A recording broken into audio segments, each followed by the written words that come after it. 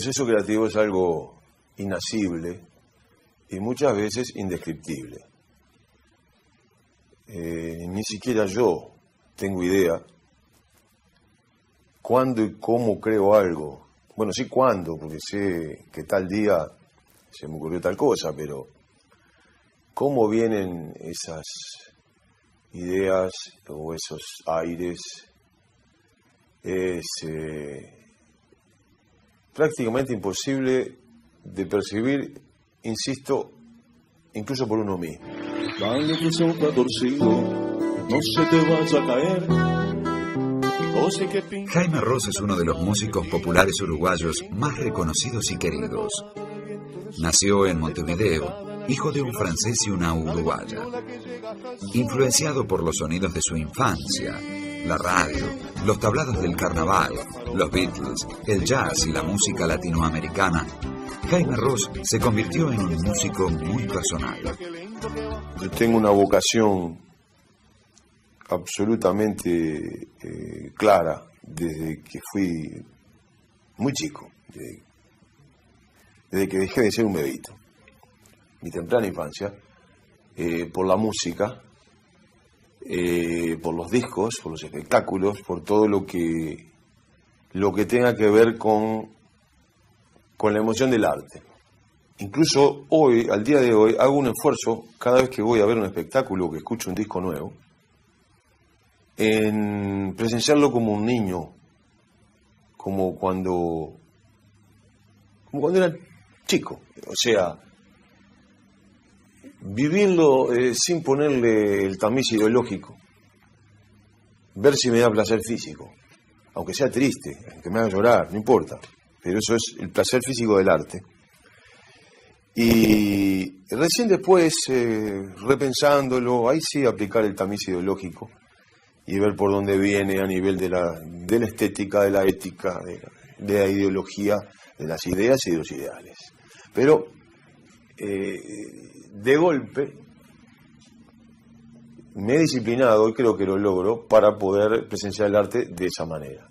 Entonces, cuando produzco algo, evidentemente hay una serie de cosas que son ingratas en la producción, que es la cruda realidad. El productor se tiene que dar contra una pared cuando tiene que empezar el presupuesto de una puesta en escena o de la realización de un disco, o cuando tiene que pensar en el éxito que pueda tener algo, si es digno de ser producido o no, si a pesar de que no tenga éxito el valor artístico es tal que de todas maneras merece el esfuerzo, aunque uno pague para hacerlo.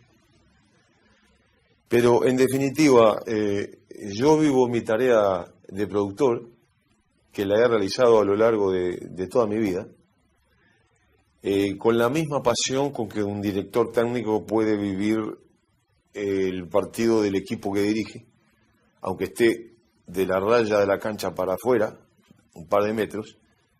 Es la misma pasión que puede tener el número 10 del equipo en el momento del partido. Siempre sucede,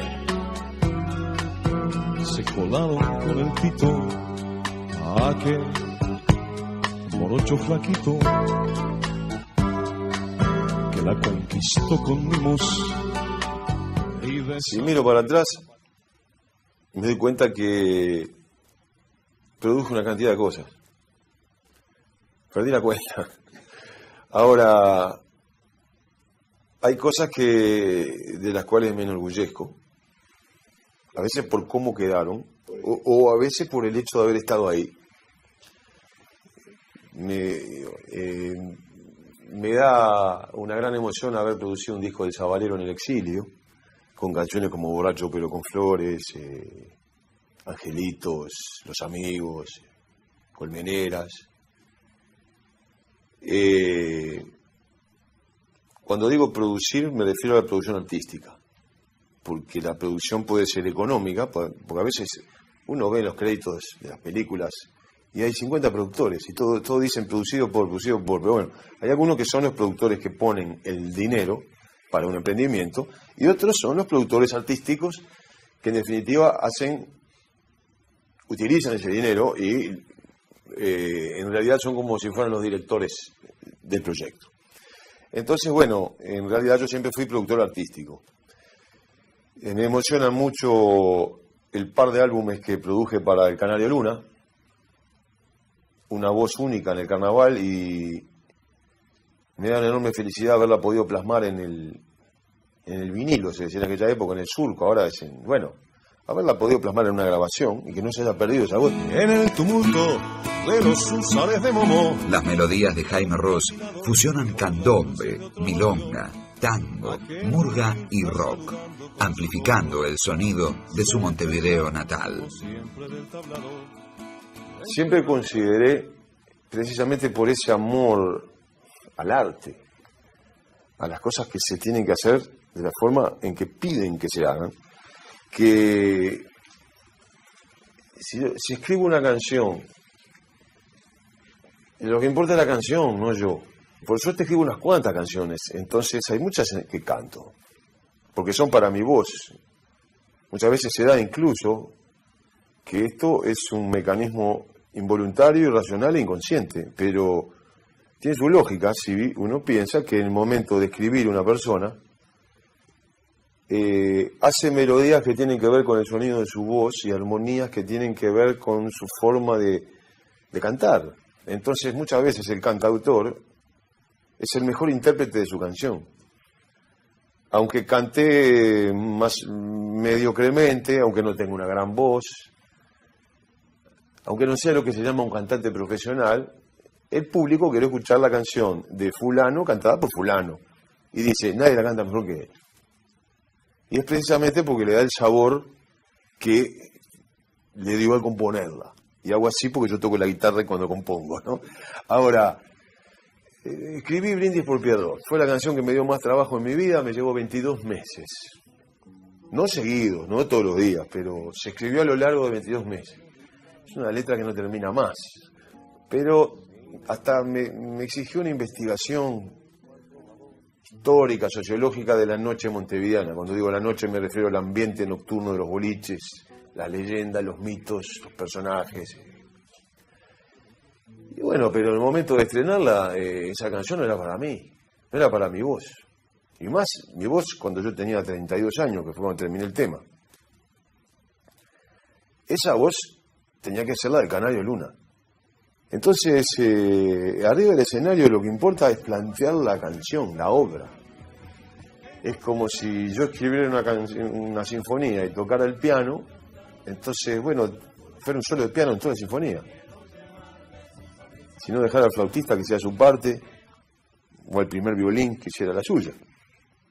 Lo mismo sucede, a pesar de no ser música clásica, ser música popular, sucede con el protagonismo de los cantantes e incluso de los instrumentistas en mis shows. Voy a morir amándote, amándote, amándote.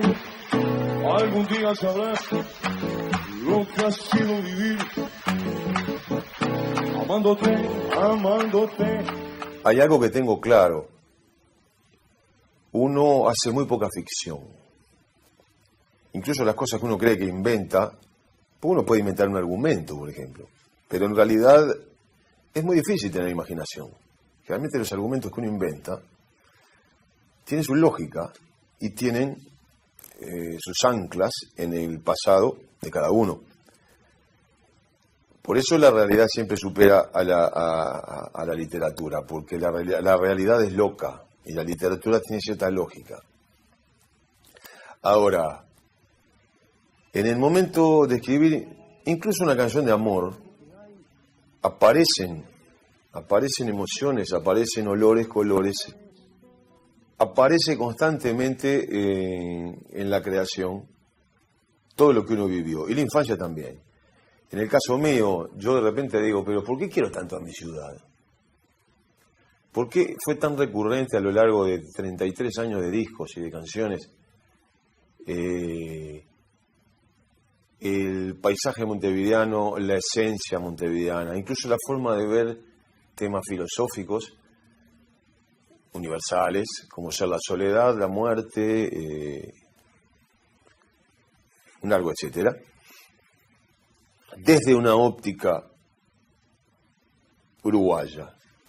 con un idioma de esta ciudad. Bueno, evidentemente porque yo quiero mucho este lugar. ¿Por qué lo quiero? Porque tuve una infancia que se puede decir feliz. Si yo hubiera tenido una infancia odiando el lugar donde nací, no creo que hubiera podido escribir estas canciones. Y no creo que hubiera vuelto a vivir donde vivo hoy, que vivo en el barrio donde nací. Durante su infancia, Jaime Ross vivió junto a su familia en un pequeño departamento en Montevideo. Más tarde, inmortalizaría esa esquina en una de sus canciones más conocidas, Durazno y Convención. Me llama la atención escuchar a muchos amigos argentinos, incluso de otros países, que al venir a Montevideo preguntan dónde queda Durazno y Convención, queda cerca del centro, y van a ver esa esquina, ya que fue retratada en una canción, etcétera, etcétera.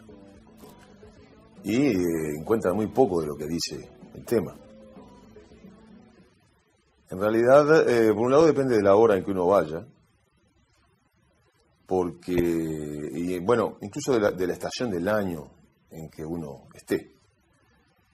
Porque, como sucede en todos los barrios, si uno se para en tal lugar esperando que en ese momento pase lo que tiene que pasar, no pasa. Ahora, al margen de eso, el barrio cambió. Entonces, la canción hoy por hoy no vive en esa esquina. Partes del tema sí. La parte geográfica, salvo el edificio que está plantado y que impide, digamos, donde estaba el campito donde jugamos a la pelota, cuando niños. Ese edificio enorme que está allí no existía, entonces la calle Convención, al llegar a Durazno, se abría en un panorama magnífico,